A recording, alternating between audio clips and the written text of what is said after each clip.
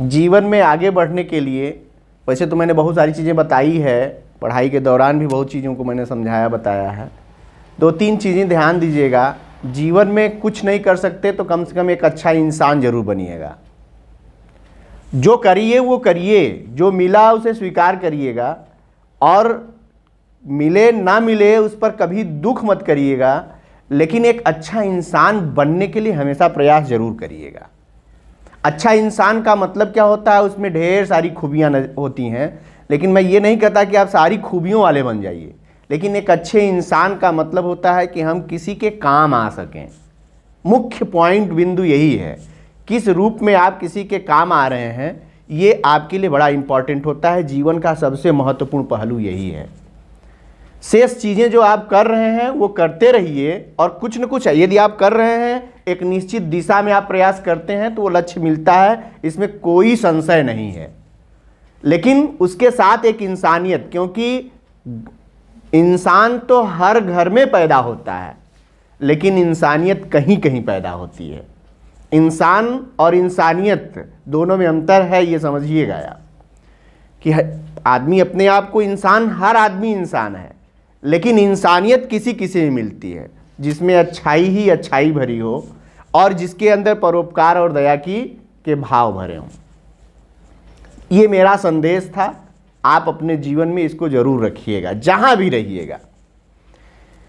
दूसरी चीज़, मुझे आभार व्यक्त करना था कक्षा 12 वालों का। ये लोग मेरे साथ कक्षा 9 से जुड़े रहे, कुछ स्पेशल फीलिंग कराते रहे मुझे। भाई देखिए, यदि आदमी है तो उसको कुछ न कुछ स्पेशल फीलिंग की ज़रूरत होती है। आप भी सोचते होंगे, जैसे आप पढ़ रहे हैं तो आप सोचते होंगे कि हम विद्यार्थी के रूप में कुछ विशेष रहें, और होना भी चाहिए। ये विशेष बनने की और विशेष करने की जो फीलिंग है, वो हमेशा आपको एक कदम आगे बढ़ाती है। ये फीलिंग आपके अंदर होनी भी चाहिए। वो फीलिंग मेरे अंदर भी है। मैं भी चाहता हूँ कि मैं हट के और कुछ विशेष रहूँ बच्चों के लिए, और हो सकता है कि उसी के प्रयास से मैं आपके बीच में अपनी जगह बना कर रखता हूँ। शायद मुझे ऐसा लगता है। इसके लिए मैं अभी आपका विचार लूँगा कि आप बताइएगा कि क्या कुछ दिखा है आपको। तो ये स्पेशलाइजेशन आपने मुझे दिया है, और बच्चों से ही मुझे स्पेशलाइजेशन मिली है। इसके लिए मैं आप सभी का आभारी हूँ, और स्पेशली 12 वालों के लिए तो मैं हृदय से आभार व्यक्त करता हूँ कि तमाम उतार चढ़ाव और दुविधा भरी परिस्थितियों के बाद भी आप मेरे साथ लगातार जुड़े रहे। इसके लिए मैं आपका धन्यवाद देता हूँ।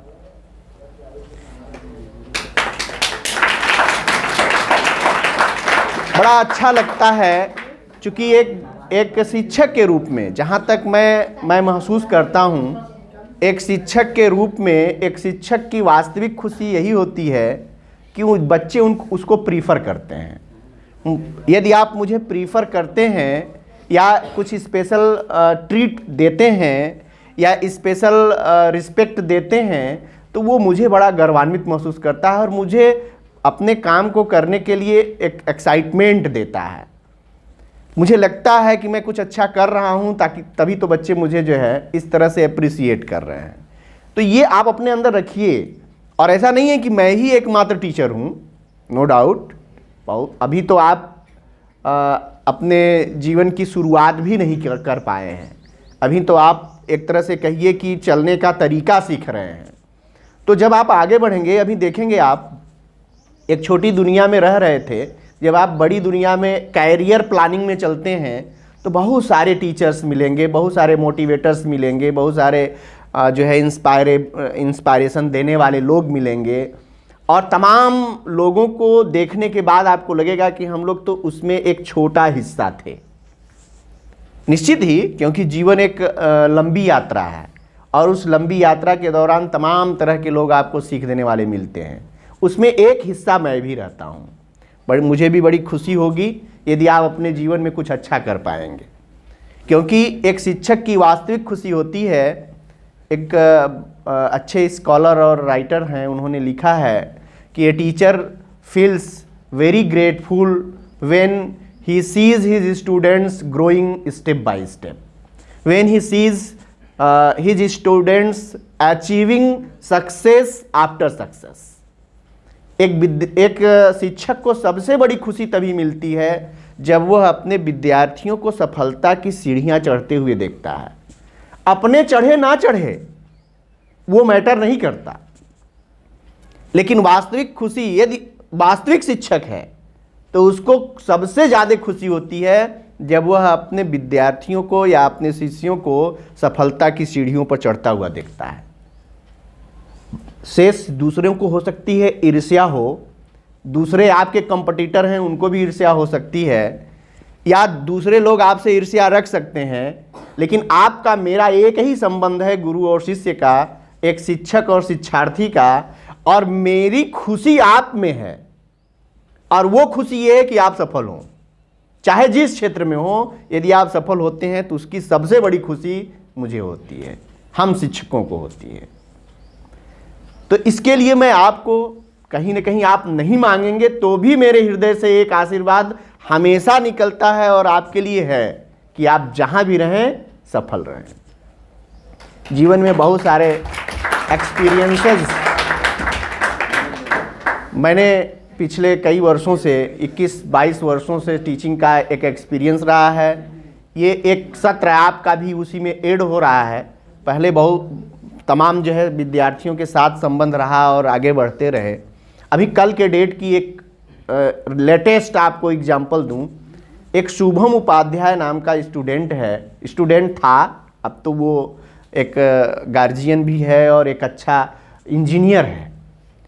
यही पास के ही गांव का, महुरेश्वर गांव का लड़का है। एक बार मैंने रवि की चर्चा की थी, रवि नाम के स्टूडेंट की, उसी का क्लास फेलो रहा वो भी। रवि आर्ट साइड का स्टूडेंट रहा और शुभम जो है साइंस साइड का स्टूडेंट था, मैथ का छात्र था। अल्ट्राटेक कंपनी में इस समय इंजीनियर है। कई शहरों में काम करने के बाद देश विदेश तक गया है वो कंपनी के माध्यम से। और इस समय वो जालौन में अभी नई पोस्टिंग हुई है उसकी, अब किस पद पर है, अल्ट्राटेक कंपनी के इंजीनियर के किसी पद पर है, जो भी है, मैंने पूरी बात नहीं की। तो उसने अपना अनुभव शेयर किया था। मैं बुलाऊंगा अपने विद्यार्थियों को, मैंने सोचा है कि अब तो मैंने यूट्यूब चैनल, एक प्लेटफार्म तैयार किया है, सब पर विद्यार्थियों के जो है अनुभव शेयर करूंगा। तो उसने एक बात कही थी कि सर, पढ़ाई वगैरह के दौरान बहुत सारी चीज़ें जो है हम लोग सीखते हैं, किताबों तक रह जाते हैं, लेकिन आप जो जीवन के बारे में कुछ चीज़ों को देते हैं उसका अनुभव आज भी होता है। ये सुनकर मुझे कितनी खुशी हुई थी। सही बात यह है कि मैं आपका कुछ समय लेता हूँ, पढ़ाई के दौरान भी, शिक्षा देते समय, किताबों को पढ़ाते समय मैं उसमें कॉन्टेक्स्ट देता रहता हूँ, बीच में कुछ चीज़ों को देता हूँ। कुछ विद्यार्थी को ये लगता है कि हमारी टाइम किलिंग हो रही है, पढ़ाई का कुछ होता है ऐसा, ये फीलिंग आती है। लेकिन आप समझिए, bookish knowledge is not sufficient, ऐसा मेरा मानना है और आप भी मानिएगा इसको। और ये मैंने अपनी जो है फेसबुक पर, उसमें यूट्यूब चैनल पर जो वीडियोज़ बनी हैं, मोटिवेशनल वीडियोज़ हैं, उनका मैंने थंबनेल यही बनाया है। Bookish knowledge is not sufficient, everyone must have common sense. ये किताबी ज्ञान हमेशा आपके लिए काम नहीं आता है, नो डाउट। जीवन जीने के लिए, भौतिक जीवन में भौतिक सुखों के लिए, भौतिक व्यवस्थाओं के लिए, अपनी रोजी रोटी के लिए, अर्थव्यवस्था के लिए, ये हमारे लिए बुकिश नॉलेज आवश्यक है, but it is not complete. ये आपका कंप्लीट जीवन नहीं हो सकता। ये एक माध्यम है, लेकिन ये एक माध्यम, ये एक साधन तो है, लेकिन ये साध्य नहीं है। ये सोर्स हो सकती है कहीं पहुंचने की, लेकिन ये टारगेट या ये एम और लक्ष्य नहीं हो सकता। यानी हम इसे एक, जैसे आप यहां आने के लिए किसी साधन का प्रयोग करके यहां पहुंचते हैं, तो वो साधन ही आपका यहां पहुंचने का एक माध्यम है, न कि वही लक्ष्य है। लक्ष्य तो यहां है ना।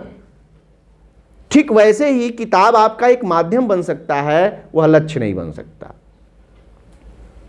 क्योंकि होता क्या है, मैं ये बात इसलिए भी उठा रहा हूं क्योंकि आज का परिवेश बहुत बुरी तरह प्रभावित हो रहा है। विद्यार्थी पुस्तक पकड़ता है, उसके बाद ही उसका लक्ष्य डिसाइडेड कर दिया जाता है। परिवार के सदस्यों ने एक लक्ष्य निर्धारित कर दिया कि तुम्हें डीएम बनना है, इंजीनियर बनना है, डॉक्टर बनना है, कुछ न कुछ करना है, यानी एक अपेक्षाएं लाद दी जाती हैं विद्यार्थियों के ऊपर। और विद्यार्थी समझता है कि अब वो लक्ष्य पकड़ने के लिए हमको क्या चाहिए, किताब चाहिए, अच्छे से पढ़ना चाहिए। वो अपनी सारी दुनिया छोड़ करके कहाँ घुस गया, किताबों में। और किताबों के साथ वो अपने पूरे जीवन को लगा तो देता है, वो एक डॉक्टर तो बन जाता है, एक इंजीनियर बन जाता है, लेकिन वह एक इंसान नहीं बन पाता। क्यों? क्योंकि वो अपने समाज से, अपने लोगों से और अपनी वास्तविक जो जिंदगी है उससे वंचित हो जाता है। आप उसे लक्ष्य मत बनाइएगा, उसे माध्यम बनाइएगा। वो आपको लक्ष्य तक पहुंचाने में माध्यम बन सकता है, लेकिन आप उसी को केवल मात्र लक्ष्य बना मत लीजिएगा, अन्यथा जीवन फंस जाएगा। एक अच्छा डॉक्टर वही है जो केवल डॉक्टर नहीं है, बल्कि उसके अंदर इंसानियत है। एक अच्छा कोई भी पद पर पहुंचने वाला व्यक्ति, अच्छा उस पद का अच्छा उम्मीदवार वही है जो उस पद पर रहते हुए अपने अंदर के इंसान को जीवित रखता है। इंसान को जीवित करना मतलब अपने कर्तव्यों और दायित्वों के प्रति ईमानदार बनना, लोगों के प्रति परोपकारी विचारधारा रखना, ईश्वर में श्रद्धा और आस्था रखना। मैं अपने हिसाब से या अपने कार्यशैली से इस ब्रह्मांड को कितना अच्छा बना सकता हूं, जितने लायक हूं। मैं ब्रह्मांड की बात कर रहा हूं, एक परिवार की बात नहीं कर रहा हूं। निश्चित ही आपका छोटा छोटा कदम केवल आपके लिए नहीं होता, हर एक पहलू पर। यानी आपके उत्तरदायित्व तो केवल आपके लिए नहीं है, आपके उत्तरदायित्व तो इस ब्रह्मांड में रहने वाले पशु पक्षी, जीव, पेड़ पौधे और इन सब के लिए है। एक लंबा क्राइटेरिया है। जब आप सोचेंगे तो दायित्व इतना बड़ा है कि उन दायित्वों को आप निर्वहन करेंगे तो आप अपने आप में एक अच्छा इंसान खुद ही बन जाएंगे, बनाना नहीं पड़ेगा। लेकिन अभी आप क्या हैं, कंजर्वेटिव हैं, संकुचित विचारधारा में चलते हैं, अपने लिए जीते हैं, केवल अपने लिए। तब आप इंसान नहीं बन पाते हैं और तब आपकी दुनिया फंसती चली जाती है। तो बहुत कुछ तो नहीं, अब कहना तो बहुत है, अब समय कम है और अब ये कहिए कि समय समाप्ति की ओर, और कहना अभी सुनना तो बहुत है। और ये केवल मैं ही माध्यम नहीं हूँ, अभी बहुत कुछ सीखना है। ये आखिरी चरण नहीं है, सीखने का ये आखिरी चरण नहीं है। यदि कक्षा 12 वाले ये समझें कि अब ये आखिरी चरण है तो ऐसा नहीं है। मैं आपको एक एक्सपीरियंस अपना शेयर करूं। जब मैं अपनी पीएचडी अवार्ड ले रहा था 2018 में, बसंत पंचमी के दिन जब ये कार्यक्रम चल रहा था, तो पीएचडी की डिग्री लेने पहुंचा था, तो मेरे मन में एक बात थी कि मैंने पढ़ाई की अंतिम शिखर छू लिया है। एक अपनी विचारधारा दे रहा हूं। वहां जब पहुंचा तो एक लाइन मैंने पढ़ी और वहां एक लाइन समझने को मिली। राज्यपाल महोदय का अभिभाषण था, कुलपति जी ने अपने वहाँ जो है विचार व्यक्त किए। तो वहाँ ये कहा कि आज से आपकी वास्तविक पढ़ाई शुरू होती है। अब इस पर आप विचार करिए। एक लंबा एक्सप्लेनेशन है इसके बीच में कि उसके बाद उन्होंने कहा कि आज से आपकी पढ़ाई शुरू होती है। इसीलिए उसका नाम रखा गया है दीक्षांत समारोह। क्या? दीक्षांत समारोह। उसका आयोजन का नाम रखा गया था दीक्षांत समारोह। दीक्षांत का मतलब आपने शिक्षा दीक्षा का अंत किया है, अब असली जिंदगी की पढ़ाई अब शुरू होती है। और ये सार्थक तभी होगा जो एजुकेशन है। वहाँ पीएचडी की समय जो हम लोगों को बुकलेट मिली थी उसमें भी लिखा है, और वहाँ जो बातें आई थी वो यही आई थी कि ये सारी चीज़ें तभी सार्थक होंगी जब इन सब चीज़ों से आप दूसरों को प्रभावित कर सकेंगे। ये ज्ञान का प्रकाश ये ज्ञान का दीपक आपने जो जलाया अपने अंदर, ये तब तक सार्थक नहीं होगा जब तक आप किसी दूसरे दीपक को जलाने में मदद नहीं करेंगे। ये ज्ञान की सार्थकता है। यानी वहां से शुरू होती है वास्तविक शिक्षा। मैंने जब वहां से जब मैं निकला था तो वास्तव में मैं फील कर रहा था कि एक वास्तविक जिम्मेदारियों का बोझ अब शुरू होता है। ये मैं आपको इसलिए बता रहा हूं कि आप ये समझिए कि ये दायित्व जो आप अभी लेके चल रहे हैं या जो एजुकेशन ले रहे हैं, इसकी सार्थकता तभी है जब ये किसी दूसरे के काम आए। आपके काम आए वो अलग बात है, वो तो आएगी ही, लेकिन दूसरों के लिए काम आ जाए तो समझ लेना कि आपका ये सार्थक हो गया। एक स्काउट गाइड के कार्यक्रम में मैं गया था। स्काउट गाइड में जो है वहाँ लोगों ने मुझे सम्मानित किया, और एक स्काउट गाइड का वो मिलता है, कॉलर मिलता है ना, जो नॉट लगा करके वो कॉलर, वो उसी से सम्मानित किया जाता है। तो उसमें नॉट गांठ बनी हुई थी। तो वहाँ स्काउट गाइड के जो स्टूडेंट्स थे उन सबों ने जब वो पहनाया तो उन सबों ने कहा, सर एक जो है समाज का जब एक अच्छा कार्य करिएगा तो इसकी एक गांठ खोल दीजिएगा। समाज का एक अच्छा कार्य जब आप करिएगा तो इसकी एक गांठ खोल दीजिएगा। मैंने महसूस करना शुरू किया उस दिन से कि फिर समाज का कौन सा ऐसा कार्य मैं करूं कि इस गांठ को खोलूं। मुझे ऐसे दिखता है कि समाज के तो बहुत सारे कार्य हैं, मैं कौन सा कार्य करूं। वो नॉट खोलने की इच्छा ही नहीं हुई, आज तक अभी भी पड़ी हुई है। ऐसा नहीं है कि मैं समाज का कार्य नहीं कर रहा हूं। यदि मैं आपके साथ जुड़ा हूं तो ये भी मैं एक समाज कार्य करता हूं, लेकिन अब उसमें इतने ढेर सारी रिस्पॉन्सिबिलिटीज नजर आती हैं कि वो कार्य ही पूरा नहीं नजर आता कि कभी कोई कार्य पूरा हो जाए। ये भी एक सीख ही है, ऐसा नहीं है। वो गांठ खोल देना बहादुरी नहीं है। वो गांठ हमें ये सीख देती है कि आप रियलाइज करिए कि you are a particular member of this society and you have the responsibility of this society. What can you do for it, ये तय करना है आपको कि समाज के आप हिस्सा हैं, एक समाज के सभ्य नागरिकों में हैं, एक सभ्य समाज की रचना आप कैसे करेंगे, आपका दायित्व तो क्या बनता है, ये रियलाइज करवाने के लिए वो गांठ है। उसको समझना होगा। अब वैसे तो गांठ खोल दी जाए कि हमने बड़ा काम कर दिया, लेकिन कोई भी कार्य ऐसा नहीं है जो समाज का कोई कार्य पूर्ण हो सके। समाज में निरंतर जो जिस लायक है, नो डाउट आपको अपने से उठ करके ज़्यादा नहीं करना, लेकिन जिस लायक हैं आपको ये जरूर ध्यान में रखना चाहिए कि हम कितना अच्छा कर सकते हैं। बाकी तो सब कुछ आप कर ही रहे हैं। एक और बात कहनी है, फिर वही जो शुरुआत में मैं कहता रहा हूं कि पढ़ाई का उद्देश्य केवल नंबर प्राप्त करना नहीं है। निकाल देना दिमाग से, यदि कहीं घर कर गई है तो उसको निकाल देना। केवल नंबर प्राप्त करने के लिए आपका स्टडी नहीं है। बोर्ड एजुकेशन को टॉप करना आपका उद्देश्य नहीं है। आपका उद्देश्य जो भी है उस उद्देश्य पर कार्य करते रहिए, ईमानदारी से कार्य करिए। यदि आप ईमानदारी से अपने उद्देश्यों पर कार्य कर रहे हैं तो उद्देश्य आपको प्राप्त होगा। वो बोर्ड एग्जामिनेशन का नंबर भी आपका उसी में ऐड हो जाएगा। हो सकता है आप बोर्ड टॉप भी कर सकते हैं, लेकिन उस कार्य को ईमानदारी से करिएगा। बोर्ड की तो बात करनी ही नहीं है, क्योंकि बोर्ड तो सामने है। जीवन के किसी भी जो भी एक तरह से कॉम्पिटिटिव एग्जाम ही ले लो, वहां नंबर स्कोर करने के लिए मत पढ़ना। नंबर स्कोर करने के लिए पढ़ोगे तो नंबर के पीछे चलते रह जाओगे।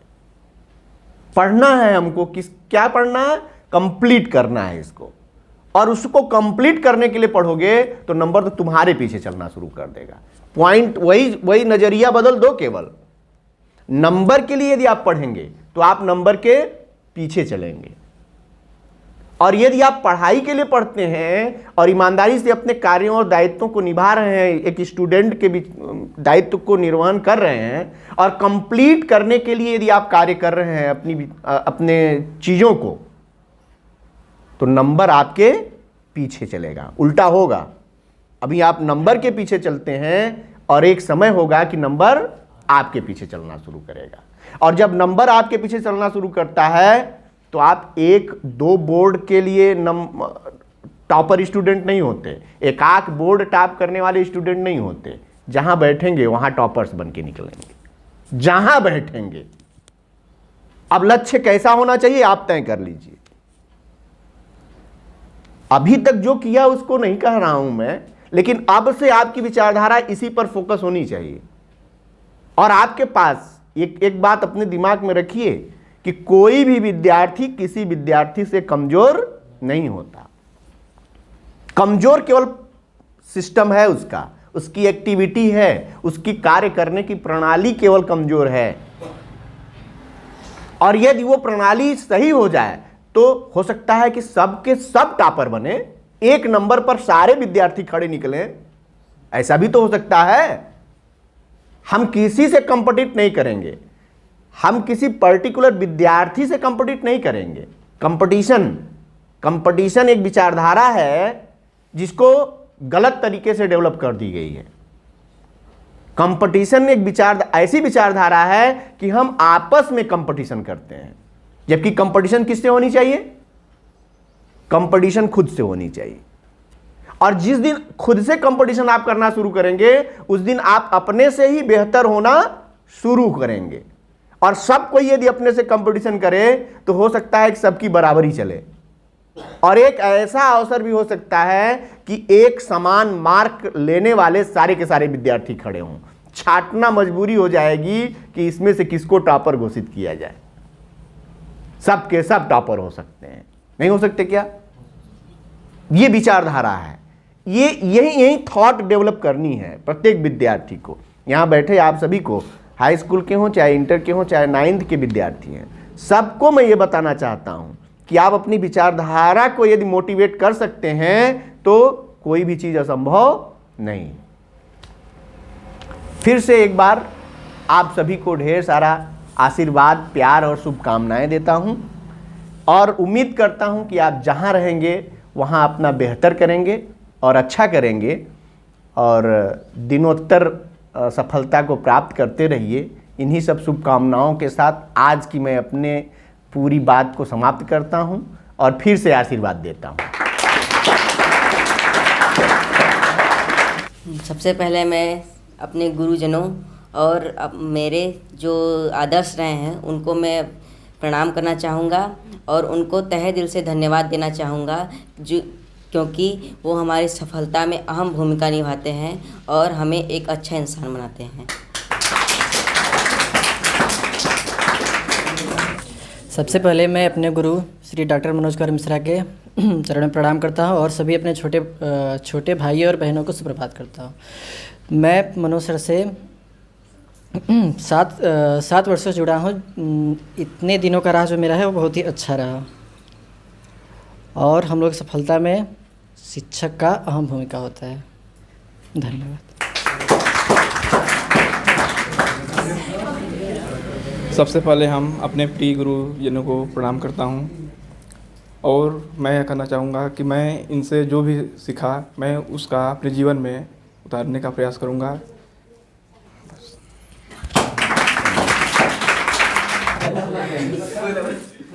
सबको यहाँ पर प्रणाम करता हूँ। जो हम लोग यहाँ पर सीखे, हम तो पढ़ना भी सीखे और इनसे बोलना भी सीखे, क्योंकि समाज में स्कूल पर खाली pढ़ाई होती है, लेकिन यहाँ पर हम आकर कुछ भी इनको बोले लेकिन हमको आज तक डांटे नहीं सर। इसे प्रणाम करता। सबसे पहले हम अपने sir doctor Manoj Mishra sir को प्रणाम करना चाहता हूँ, जो कि इन्होंने हमें यहाँ तक पहुँचाया है। मैं कक्षा 9वीं से इनके यहाँ कोचिंग कर रहा हूँ, जो कि इन्होंने हमें बहुत कुछ सिखाने का प्रयास किया और हमने बहुत कुछ सीखा भी और इनसे बोलना भी सीखा। और मैं ऐसे ही आगे भी इसी तरह मैं सक्सेस अपने जीवन में सक्सेस हूँ। धन्यवाद।